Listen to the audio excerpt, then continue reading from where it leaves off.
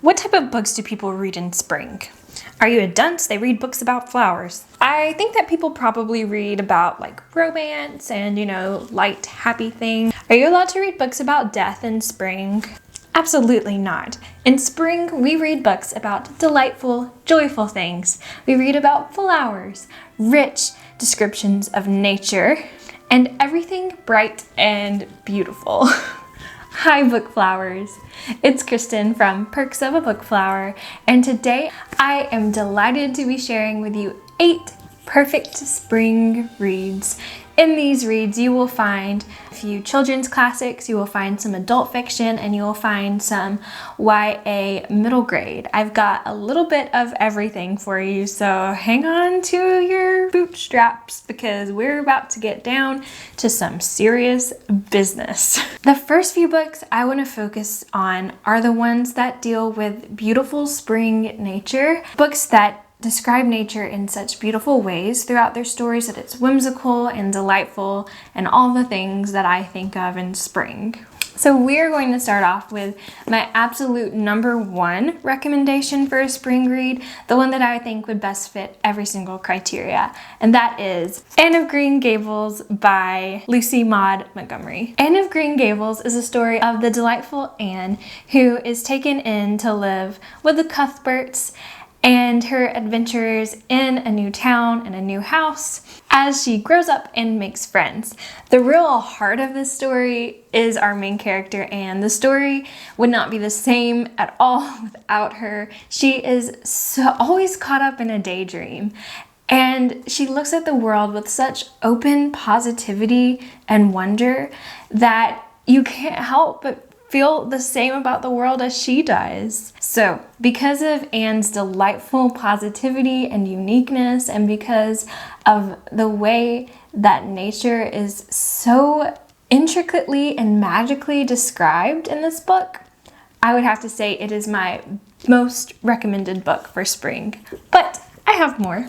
The next book I'm going to recommend to you is one that treats nature in the same way. In fact, this book is a love letter to the Swiss Alps. We're talking about Heidi by Johanna Spyri. This book follows the story of a girl named Heidi as she goes to live with her grandfather in the Swiss mountains.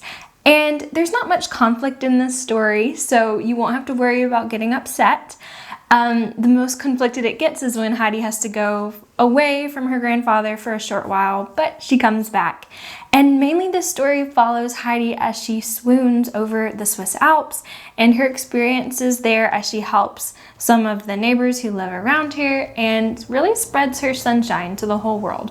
Because of how bright this story is, because of how delightful little Heidi is, and because of the descriptions of nature in this story, I really think that it would be a perfect spring read. The next perfect spring read I have for you is The Wind in the Willows by Kenneth Grahame. This delightful story follows Mole, Ratty, Badger, and Toad as they go on incredible adventures in the wild wood, some of them involving learning to drive or learning to drive. This is a children's story that I think speaks more to adults, especially about the importance of kind of slowing down our lives and appreciating moment by moment. So I really recommend this book for spring because spring is a great time to kind of see where you are in the year and see if you need to slow down a little.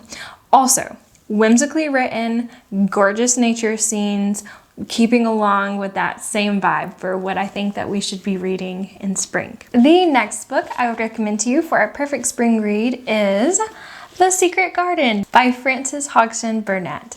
Now, on the surface level, you might be thinking, what? Because the story follows Mary Lennox, who goes from bright India to cold, dark London to live with people she doesn't even really know after her own family dies. But while there, Mary starts to change a lot, especially once she discovers a secret garden and all that it holds. Even her uncle Archibald starts to become a bit less mysterious to her. This book is perfect for spring because of some of the main themes it deals with: coming out of darkness into light, friendship and how it can change you, and of course, the garden, and all the flowers. I mean, come on, bookflowers. We cannot go wrong with this one.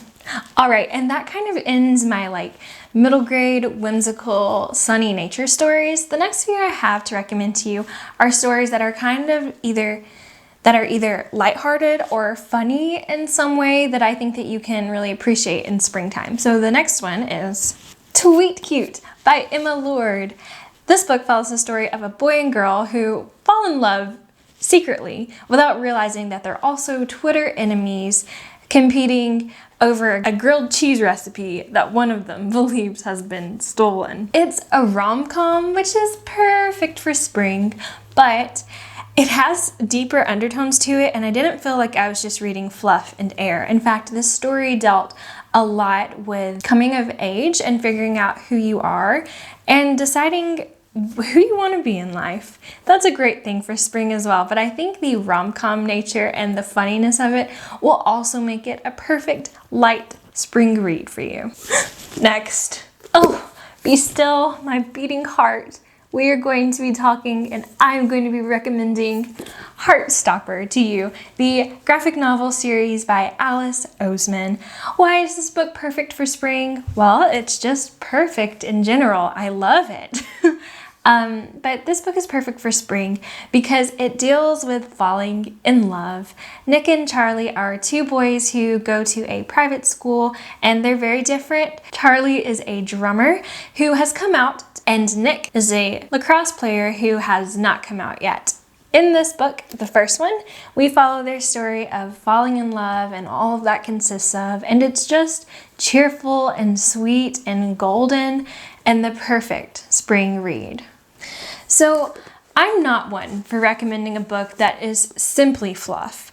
Even with Tweet Cute, it still has deep undertones. So this next book I'm going to recommend to you, it's funny, but it's also heavy. I am recommending Eleanor, Oliphant is Completely Fine by Gail Honeyman. This book follows the story of awkward Eleanor Oliphant as she interacts with her co-workers and her disturbed mother and tries to fall in love. So I'm recommending this to you for spring because one, it's freaking hilarious. Two, it does kind of deal with falling in love, just not in a way that you would expect.